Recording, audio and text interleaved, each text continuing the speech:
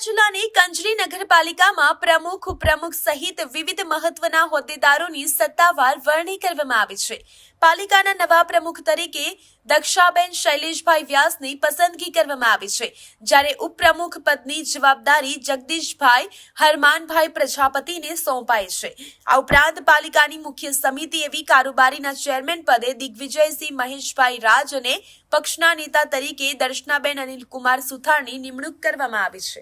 આજે કંજરી નગરપાલિકાની પ્રમુખ ઉપપ્રમુખની આજે ચૂંટણી હતી। એની અંદર દક્ષાબેન વ્યાસ પ્રમુખ તરીકે એમનું નામ પાર્ટીએ નક્કી કર્યું હતું, એ પ્રમાણે એ જાહેર થયા છે।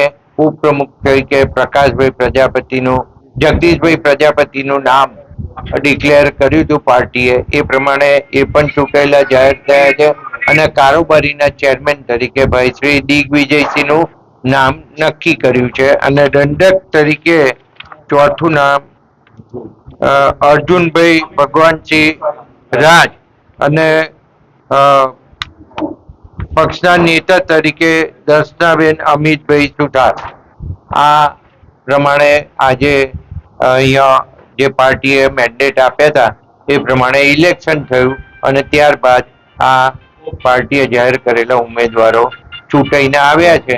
આજથી દક્ષાબેન પ્રમુખ તરીકે અને જગદીશભાઈ ઉપપ્રમુખ તરીકે ચાર્જ લે છે અને કંજરીનો આગળનો જે વિકાસ છે એને વધારવા માટે, આગળ લઈ જવા માટે પ્રયત્નો કરી અને કંજરી ખૂબ આગળ વધે એ પ્રમાણે એ દિશામાં અમે સૌ સાથે મળી અને સૌ કાઉન્સિલર મિત્રો સાથે મળી અને કામ કરશે।